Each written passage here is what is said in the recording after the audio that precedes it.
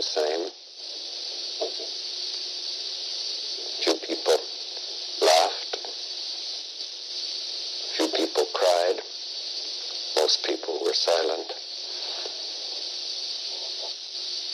I remembered the line from the Hindu scripture, the Bhagavad Gita. Vishnu is trying to persuade the prince that he should do his duty, and to impress him takes on his multi-armed form and says, "Now I am become death, the destroyer of worlds." I suppose we all thought that, one way or another.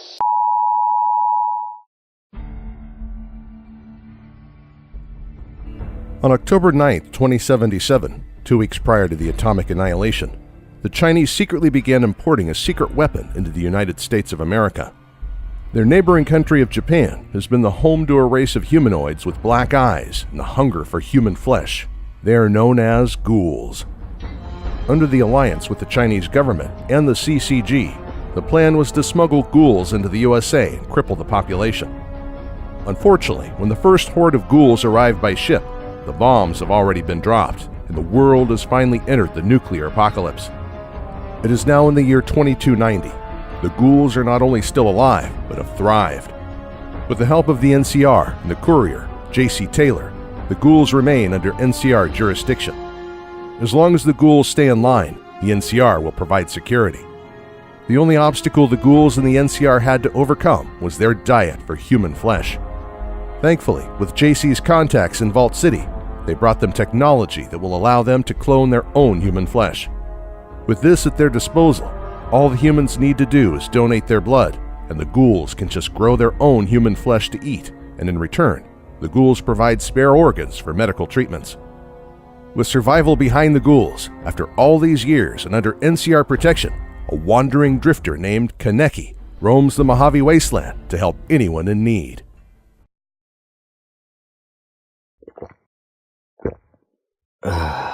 That's the stuff. We find Kaneki in perhaps the last untouched pre-war coffee shop in the entire Mojave Wasteland. Sitting at the counter, Kaneki pours a hot mug of coffee from his old thermos.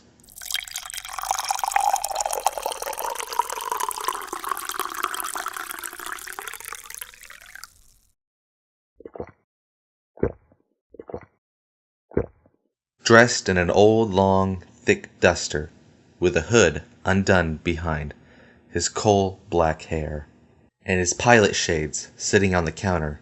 Strapped across his back is a loaded Model 1887 shotgun. Across his belt he carries a charged laser pistol, a few grenades, and a long, sharp machete holstered in its sheath. Way too quiet in here.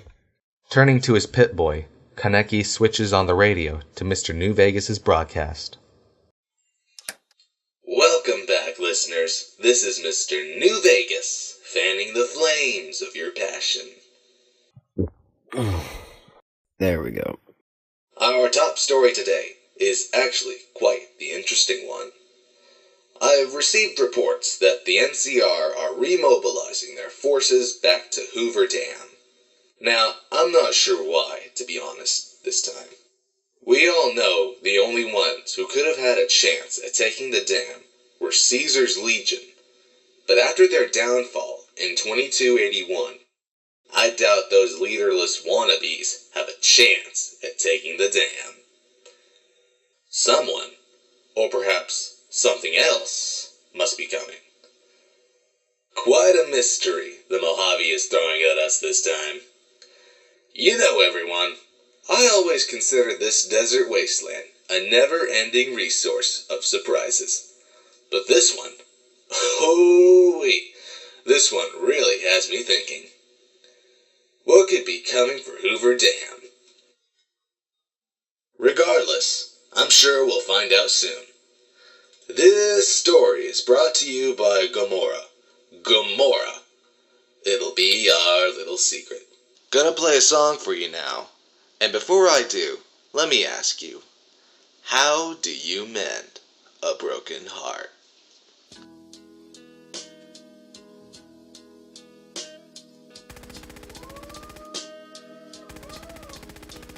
Kaneki remained still, staring at his drink. He didn't even flinch to the ruckus.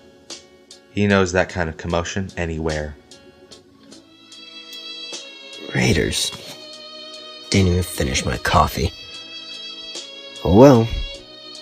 Standing up from his stool, Kaneki looked under the counter for anything he could find useful for the road. Most of the items were shattered bottles and garbage, which were rendered useless.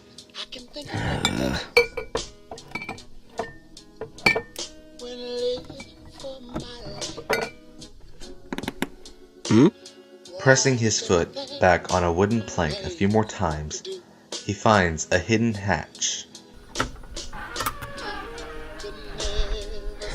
Well, I'll be damned. Someone hit the jackpot. Kaneki found half a dozen jars of coffee beans covered in thick dust, but in excellent condition. Nice.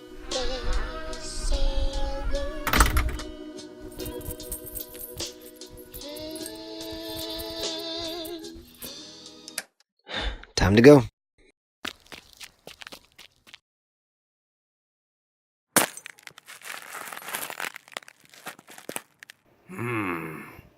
Looks abandoned. Hell, doesn't look like it's been looted either. Well, jackpot for us.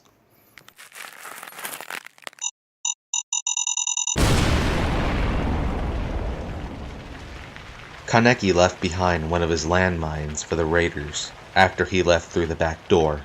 Now he's out on the road where he belongs. Taking a deep breath, he looks back at the old cafe. Damn shame. How can you mend this broken man? Yeah. How can a loser ever win? Somebody please help me mend my broken heart and let me live again.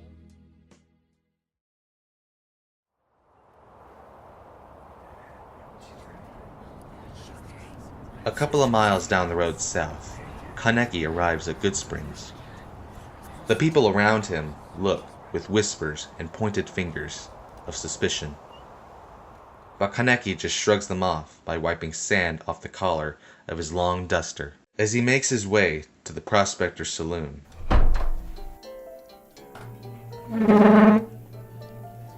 Can I help you, stranger? Need my canteen filled with water.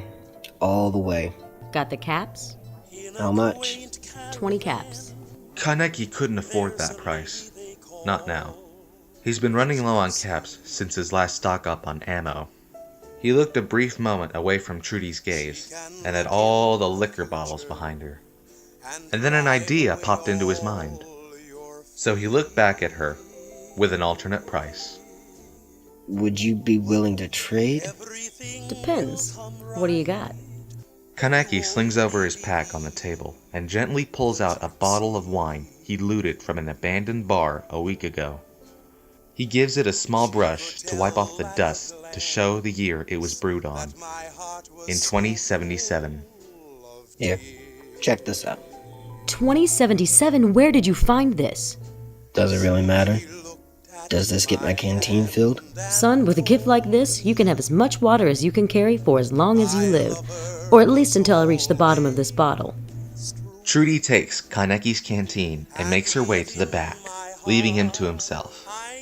Rustling through his pack again, Kaneki pulls out an old bag of jerky made from human flesh.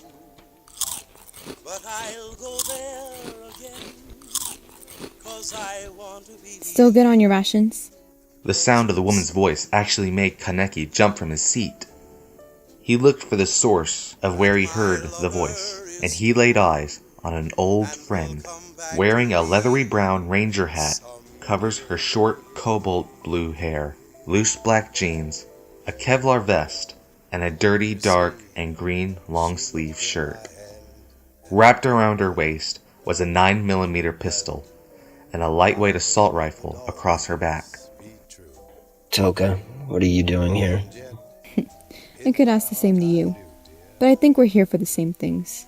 Water? Yep. Here to collect our weekly shipment. Mind if I wait here with you? Yeah, sure. How's the place doing? Been a while since I've been there. It's doing well. You know you're always welcome back. I know. Have you ever considered it? No, not really. You guys are better off without me. Same old crap with you, isn't it? You always put all the blame back home. Always putting it on yourself. Figured I didn't change much. I guess that's why you and I never had a third date. Well, for the record, I did enjoy our first date. The second date was horrible. Oh, well, forgive and forget. Not the only thing we can do these days. Not all the time. I still think there's hope for you and me. You just need a reason to find one. Have you considered that? Are you gonna go get your water and leave me alone, or are you gonna keep talking me to death? Don't be like that. Kaneki, I'll admit, when you left I didn't blame you, but after a whole year... To be honest, I was hoping you would gather your thoughts sooner and come back to us. And come back to me. I guess I was wrong. Dead wrong. If this is really goodbye between us, I just want you to know, what happened to Hide wasn't your fault. What you're doing now is just selfish. You're running away from your own guilt. That's all you're doing. Kaneki remained silent and turned his gaze away from Toka. She just nods her head no and puts up a face that shows how fed up she is. But on the inside, deep down, she is torn apart. Dumbass. Toka grabs her brown leather jacket from the coat rack provided by the saloon and slams the door hard. Who was that? Don't worry, just another drunk leaving. Right, well, here's your water, filled to the brim. Thanks. Well, I'll be seeing you. So where are you going? East. The women of New Vegas ask if there's a Mrs. New Vegas. Well, of course there is. You're her. And you're still as perfect as the day we met. For our top story today, I'd like to give you an update on our search for an old friend of ours. The Sheriff of the Wastes, J.C. Taylor. Or better known as the courier of the Mojave Express. You all remember her story, don't you? A simple delivery woman, making her rounds until she was shot in the head and brought back to life with the aid of Goodsprings. After that, her devotion to the innocent and brutality to the guilty became legend. Hell, she managed to unite New Vegas with the NCR and the Brotherhood of Steel.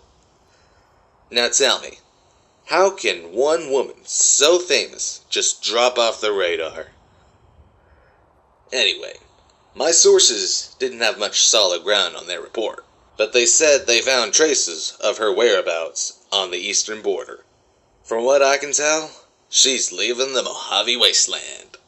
Now, JC, if you can hear me, and if this is true, know that all of Mojave is gonna miss you. Wish you could stay, old friend. And now, let's get some music on the air. This one is for you, JC.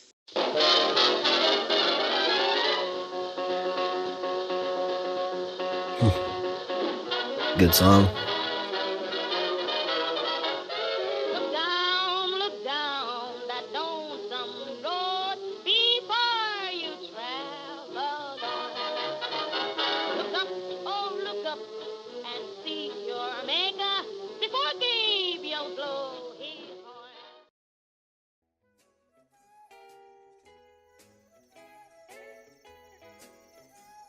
With his hands stuffed in the pockets of his old duster, and his eyes looking towards the old paint-faded asphalt road, Kaneki makes his way east along the lonely path. After about 3 more miles of walking, Toka's words constantly haunted his mind. What you're doing now is just selfish. You're running away from your own guilt. That's all you're doing. Kaneki hated to admit it, but she made a good point. Maybe all he's doing is running away from his problems. Should I? Unfortunately, his moment of thinking short-lived when Kaneki heard the footsteps of an oncoming person from the other side of the road. He looked back to see a man in an old Letterman jacket, something not found too often in the Mojave wasteland. As he comes closer to Kaneki, he doesn't stutter. He doesn't move faster. He just ignores him as if he doesn't exist and walks at his normal pace. Hello? Hello there, human. Sir, what are you wearing? A jacket? Human? As the mysterious man passes Kaneki, he caught the strangest scent off his person. He doesn't smell like the casual, dirty human being. He smells more like metal. Kaneki then walks behind the man and keeps his hand firmly tucked at his laser pistol. Excuse me, sir. I have a question for you. State your question, human. Who are you? I cannot answer that. Okay, let me rephrase that. What are you? I don't understand. Why do you smell more like metal than human flesh? Quickly, the man flew a punch to Kaneki's face, but Kaneki's reflexes were much faster than his. He swooped out his right hand and pushed the man's punch away from him, and pulled out his laser pistol. The hell are you? You have to be dead to find out, human. Will I? The other man then pulled out his own laser pistol, but his was much different. It looked a lot more high-tech, and looked like it was just made yesterday. No dirt, no grime, not even a sign that it's been shot before. Kaneki's first shot goes for the man's interesting laser pistol, which knocks it out of his hand. A few more shots into the man's chest, and the man went down on the road. He puts away his pistol and walks closer to this person, or this thing. You're a robot? Eliminate hostile. This robot man kicks Kaneki away from him and pulls out a shock stick.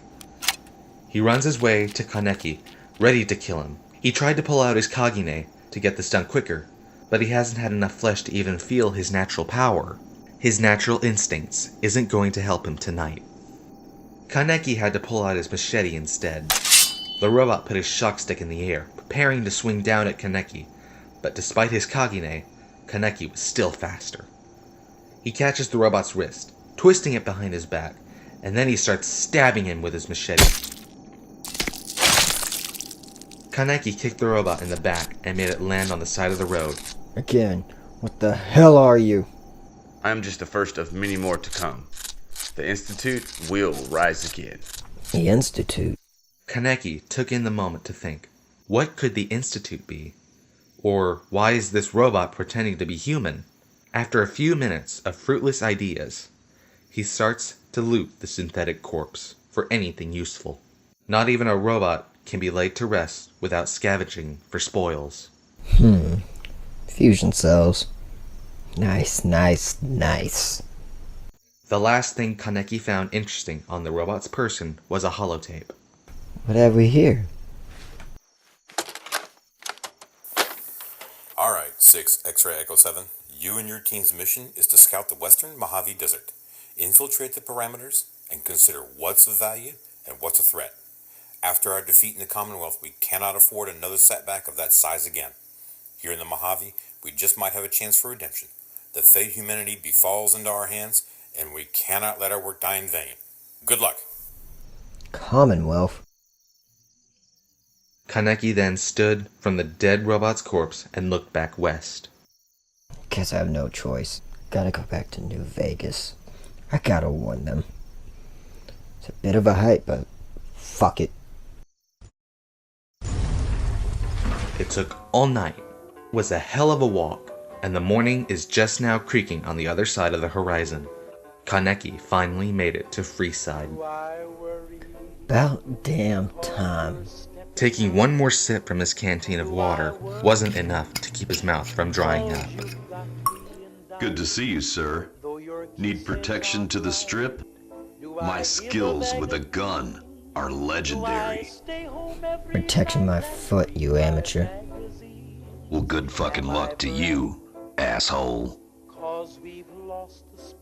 Kaneki makes his way over to the strip, but on his way, he noticed something familiar in the alley. A very delicious smell he hasn't sensed all night. Human flesh. Do you seem hungry? Please, please don't hurt me. I'm just hungry, please. I'm not gonna hurt you. Really? You swear? Of course. We're ghouls. We need to look out for each other. You're a ghoul. But you smell more human. How's that possible? Yeah, well, I blame my human mother for that reason. My father was a ghoul in my family. Wow. Yeah, come on, get up. What's your name? My name's Hinami. Nice to meet you, Hinami. Why don't you come with me? I'm going to the strip. You can join me. But what about the scary robots? Don't worry. With me, they won't harm you. They know me. How? I'll explain on the way. So, why are you going to the strip? What can they do for me? I know a place where you can be safe. The Lucky 38 Casino. I do. Am I frantic? 'Cause we've lost the spark. Is there panic when it starts turning dark? And when evening shadows creep, do I lose any sleep over you? Do I worry? You can bet your life